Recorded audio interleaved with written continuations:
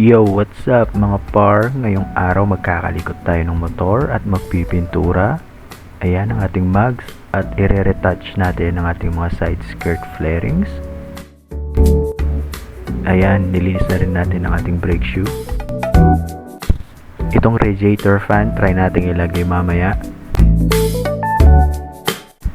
Okay mga par, so samurai paint ang gamit natin. Ito ang mga code ng gagamitin natin. Hugasan ng mags gamit ang sabon at isabay na ang paggamit ng sandpaper o ng liha, 800 grit at wet sanding dapat. Itong mags pala mga par, nalagyan ko na ng primer which is flat black kanina, hindi ko lang na videohan.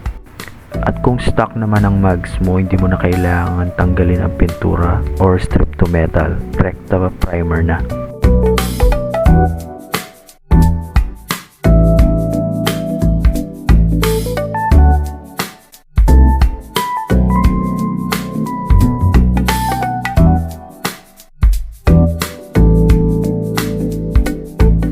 Okay, so habang pinapatuyo natin ang first coating ng mags, try naman natin itong mga side skirt.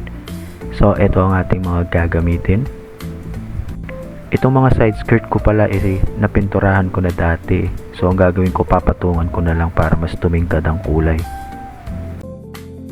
Kung magtatanong pala kayo mga par, violet metallic ang ginamit ko. Ito kasing nakita kong pinakamalapit sa kulay ng stock fairings ko, which is hindi na ako nagpatimpla sa mga paint center, pero choice nyo naman yun mga par.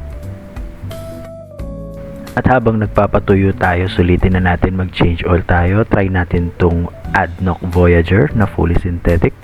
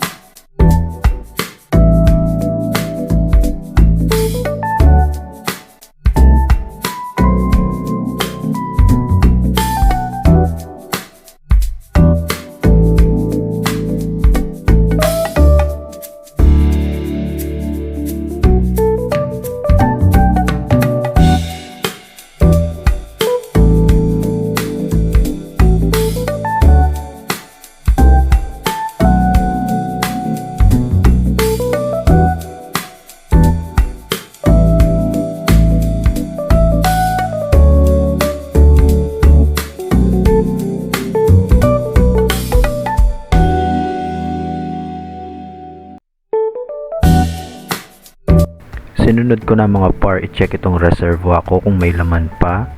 So ayan, para na tayong nag semi PMS, pero sa totoo lang dapat magre-repeat lang tayo ng mags. Pero sayang din nakabukas na rin yung motor. Nagdagdag nga lang pala ako dito mga par ng konti kasi may laman pa siya. Huwag niyong pupunuin mga par ang reservoir, bawal yun. Ayan mga par, natuyo na ang first coating. So, pwede na. Rekta na tayo sa second coating. Tara!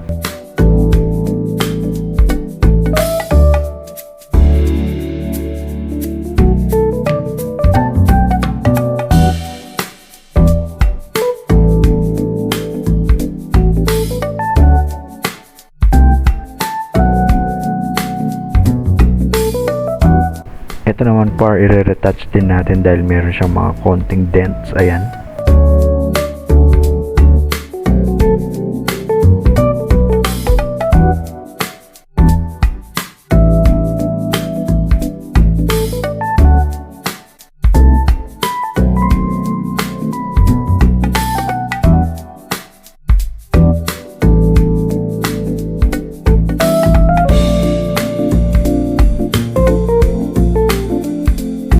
Ayan par, so habang pinapatuyo na natin yung mags, ibabalik ko na ang aking mga side fairings na natuyo na rin.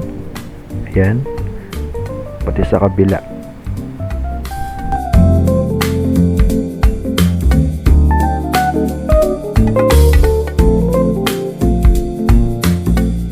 At dahil sumasama na ang panahon, bibilisan na natin.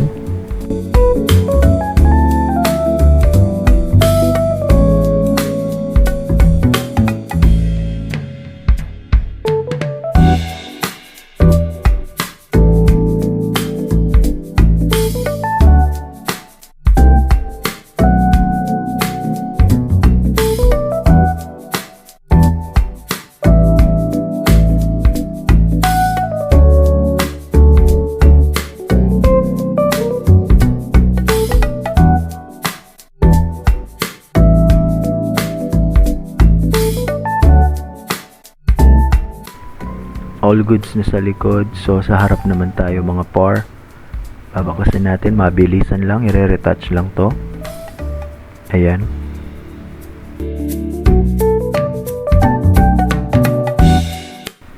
Itatry ko nga rin palang palitan ang ating disc. Ayan. At ito, ang bagong Galfer disc na pang Indonesian concept din.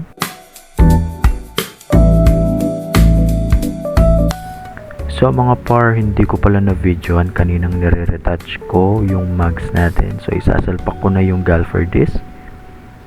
Ayan. Pogi. Okay, try na natin. So ipa-fast forward na lang natin mga par. Dito gagamit na ako ng basahan par kasi nagagasgasan siya. Ayan, hindi lang halata par pero naiinis na ako dyan dahil hindi siya mag-fit. At nagagasgasan lang yung mugs. At eto pa nga, nagka-problema pa mga par. Mali ang CNC axle na nabili natin. Sayang. Eto na mga par, natapos din. So, next content na lang natin yung Galfer disc, pati yung radiator fan from Indonesia. So, salamat sa mga nanood at sumuporta. Mas gagalingan ko pa sa susunod mga par. Ingat kayo palagi. See you sa next videos ko. Ciao!